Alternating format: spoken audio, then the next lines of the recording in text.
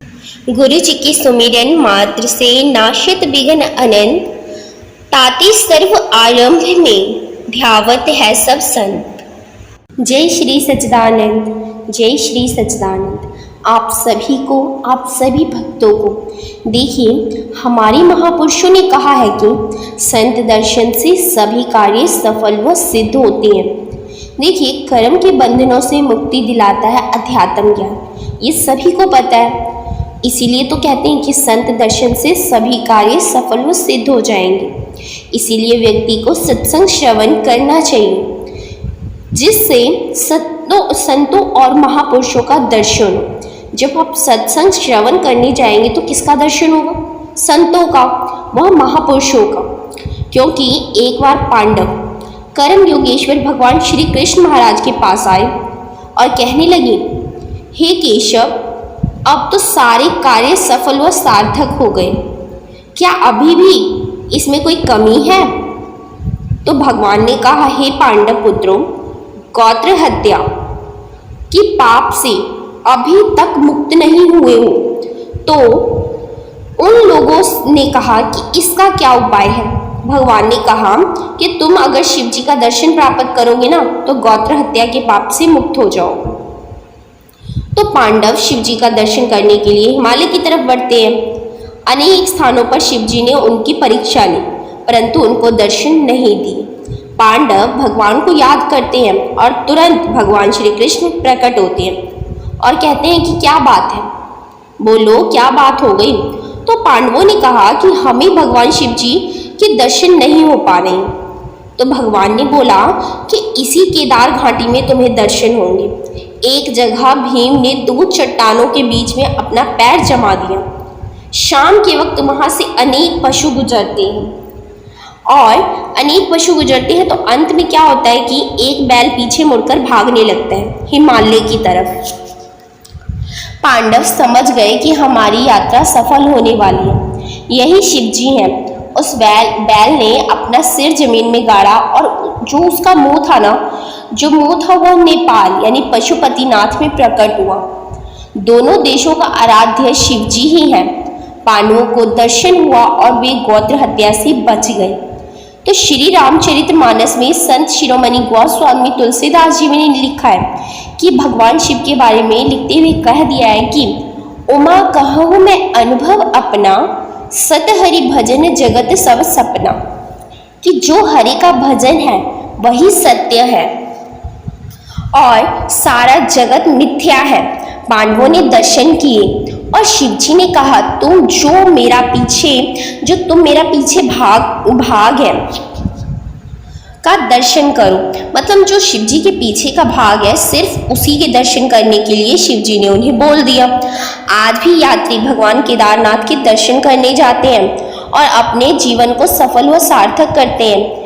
और निश्चित रूप से भारत और नेपाल की मित्रता हो और सद्भावना हो और हम दोनों साथ साथ आगे बढ़ें। हमारे दोनों देशों के बीच में हम लोग पंचेश्वर होते हैं ना, योजना बना रहे हैं। ये जल विद्युत परियोजना है जो 5000 मेगावाट बिजली बनाएगी।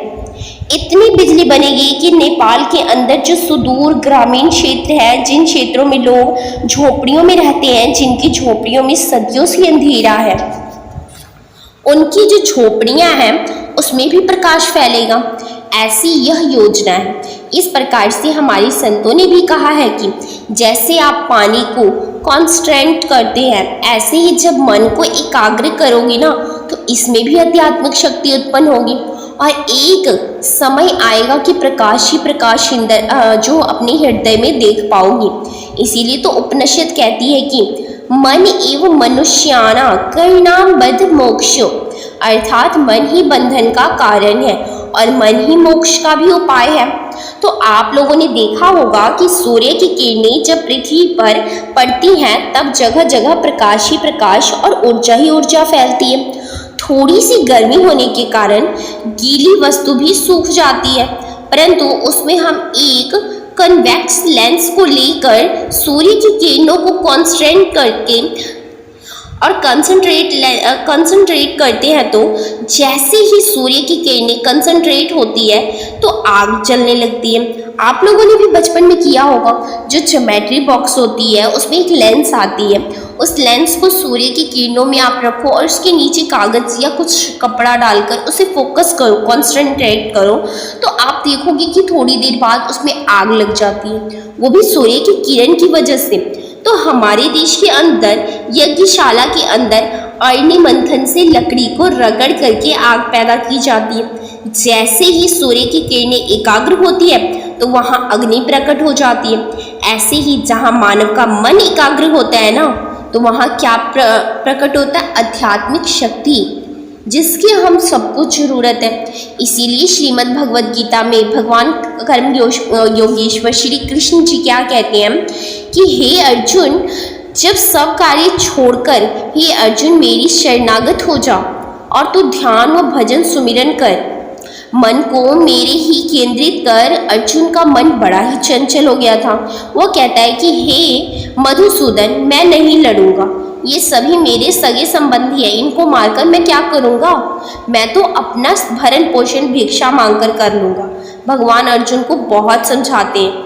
फिर कहते हैं कि तस्मात् सर्वेषु कालेषु मामनुस्मरन् युद्धच्च, इसीलिए हे अर्जुन तू सब समय सब काल में निरंतर मेरा स्मरण कर और युद्ध भी कर। इस प्रकार मेरे में अर्पण किए हुए मन बुद्धि से युक्त हुआ निसंदेह मेरे को ही प्राप्त होगा।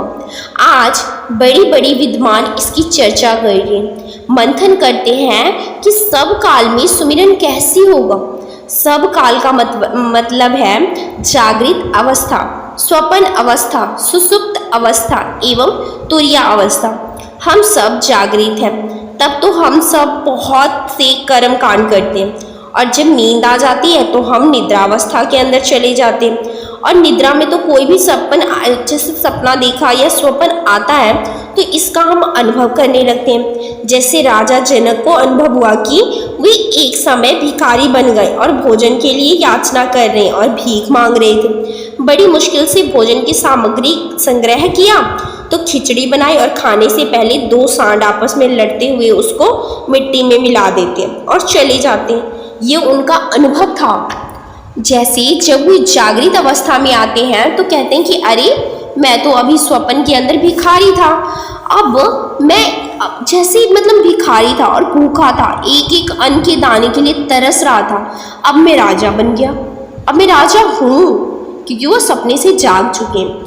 इन दोनों में सत्य क्या है? निद्रावस्था में जो मैं स्वप्न अनुभव कर रहा था ये, या तुरीयावस्था में सुसुप्त अवस्था जिसके अंदर किसी संसारिक बात का अनुभव ही नहीं होता।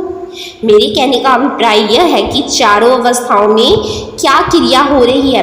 तब हमारे संतों ने कहा कि निरंजन माला घट में फिरे दिन रात, ऊपर आवे नीचे जावे श्वास श्वास चल जात, संसारी नर समझे नाही व्यर्था उमर बिहार। वह निरंजन माला, श्वासों की माला जो हमारे अंदर चल रही है, वो जागृत अवस्था में, स्वप्न अवस्था, सुषुप्त अवस्था एवं तुरीयावस्था में भी चल रही है। अगर इस माला को हम समझ ले, अपने मन को केंद्रित कर ले, तो हमारा मन आध्यात्मिक शक्ति का अपने हृदय में जागरण कर सकते हैं। यही हमारे संतों ने कहा है कि हे मानव, तू अपने अंदर आध्यात्मिक शक्ति का जागरण कर। एक व्यक्ति लोगों से भीख मांग रहा था। उसे यह नहीं पता था कि जिस जगह पर वो बैठकर लोगों से भीख मांग रहा है उसके ठीक नीचे एक खजाना दबा हुआ है। अगर वो मिट्टी को खोदता और खजाने को निकालता तो वो धनवान बन जाता, पर उसको कभी भी भीख मांगनी ही नहीं पड़ती, बल्कि वह दूसरों को दान देता। पर उसको इसका ज्ञान नहीं था, इसीलिए वो दूसरों से भीख मांगता रहता था। सचमुच में देखा जाए ना तो बहुत से लोग मंदिर के दरवाजे पर बैठकर भीख मांगते हैं। आपने देखा होगा कि जो सबको देने वाला है उसकी तरफ तो हमने पीठ कर दी है, और क्या कर रहे हैं?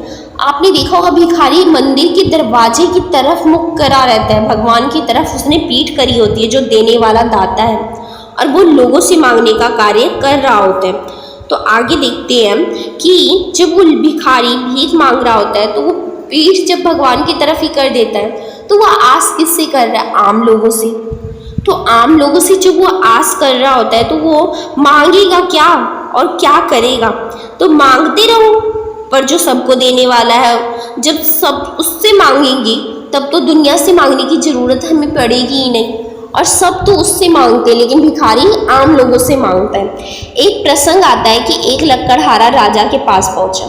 राजा ने कहा कि तुम हमारे मित्र हो, आओ हमारे पास, तुमको हम मनचाही वस्तु देंगे। वह राजमहल में राजा के पास पहुंचा। मंत्री ने कहा कि राजा पूजा अर्चना कर रहे हैं, तो भगवान से प्रार्थना कर रहे हैं। थोड़ी देर के लिए वह व्यक्ति बैठ गया। उसके बाद राजा बाहर आए। राजा बहुत ही प्रसन्न हुए। लकड़हारे ने, जो लकड़हारा था, उससे कहा कि मांगो, क्या मांगना है? तो उसने कहा कि महाराज, जब आप भी मांग रहे हो तो जिससे आप मांग रहे हो उससे मैं भी मांग लेता हूँ, और मैं भी मांग लूँगा, क्योंकि मैं आपसे क्यों मांगू? तो वास्तव में देखा जाए कि सारा संसार ही भिखारी है। जो भिखारी है तो सिर्फ एक ही दाता है, और वह है परमपिता परमात्मा। तो क्यों ना उस परमपिता परमात्मा से ही मांग लिया जाए, डायरेक्ट हम लोगों से क्यों मांगे? तो डायरेक्ट हम परमपिता परमात्मा से मांग लेते हैं। देखिए वो लकड़हारा कितना ही अच्छे विचारों वाला था, उसने राजा से मांगने से इनकार कर दिया। तो इसीलिए तो कहते हैं कि एक ही साधे सब सधे, सब साधे सब जाए, जो तू सींचे मूल को फूले फले अधाय। कि वास्तव में जो मूल है ना, यानी जो सबसे मेन चीज़ है, उसको हम समझ लें। इसीलिए साधना के लिए बार बार हम अपने सत्संग के माध्यम से जोड़ देते हैं। आप लोगों ने देखा होगा कि विज्ञान के अंदर सबको पता है कि ऑक्सीजन कहाँ से निकलती है, और हम पोटासियम क्लोरेट को गर्म करते हैं तो उसमें से ऑक्सीजन निकलती है। उसके साथ साथ भी विज्ञान में पढ़ाया जाता है कि आप पोटासियम क्लोरेट के साथ मैग्नीज डाइऑक्साइड भी डाल दीजिए, तो मैग्नीज जो है वो डाइऑक्साइड क्या करती है? उस प्रक्रिया को तेज करती है। इसलिए संत कहते हैं, बहता था बहजात था लोक वेद के साथ, पैंडे में सदगुरु मिले दीपक दीना हाथ। दीपक दीना हाथ में वस्तु दई लखाई, कोटि जन्म का पंथ था पल में पहुंचा जाए। इसीलिए गुरु महाराज जी उस रास्ते को बताते हैं जिस रास्ते पर चलकर जीव इहलोक और परलोक दोनों को संवार लेता है। तो क्यों न हम भी आज से अपने जीवन को संवारना शुरू कर दें। देखिए जितना समय बीत गया ना, अगर माना जाए कि वो समय कैसा था, सोचा जाए तो वो जीवन बहुत ही साधारण था। अगर आप इसको अच्छी तरह जीना चाहते हैं तो आज ही अपना जो ये जीवन है वो भगवान की कृपा में लगा दो, भगवान के उस गुणगान में लगा दो जिस गुणगान को करने के लिए हमने परमात्मा से समय मांगते हुए अपना इस धरती पर जन्म लिया है। हम सिर्फ एक ही काम करने आए हैं, वो भी परमात्मा का नाम जपने। आप जानते हो कि इस दुनिया में पुण्य करने के लिए क्या क्या चीज़ें बची हुई हैं? इस दुनिया में पुण्य करने के लिए सिर्फ एक दान और एक नाम बचा हुआ है। पहले के लोग जो थे ना, सतयुग, त्रेता युग, द्वापर युग, जो ये सब थे ना, उसमें लोग ना दूसरों को अगर कुछ दे देते थे, उसकी हेल्प कर देते थे एक बार भी, या कुछ भी कर देते ना, तो वहाँ पुण्य मिल जाता था। परंतु जो आज का कलयुग है, आप इसमें क्या करोगे तो आपको पुण्य की प्राप्ति होगी, आपने कभी सोचा? तो चलिए आपको आज बताते हैं। आप इसमें एक तो बचा है दान, यानी आप व्रत करो, पूजा करो, कुछ भी करो, उससे ज़्यादा आप दान करो। आप जब 1 रुपये दान करते हो ना तो आपको 10 गुना बढ़कर मिलता है। आपने कभी देखा होगा कि आप सत्संग में, भंडारे में कभी भी दान करते हो तो आपको वापस मिलता है। कई लोगों को तो अनुभव नहीं होता है, पर आप लोग कभी नोटिस कीजिएगा, आपको जरूर अनुभव होगा।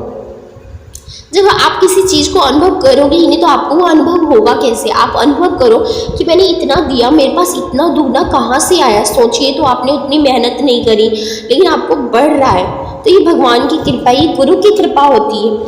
तो आज की दुनिया में जो बचा है वो है दान, यानी दान अवश्य कीजिए।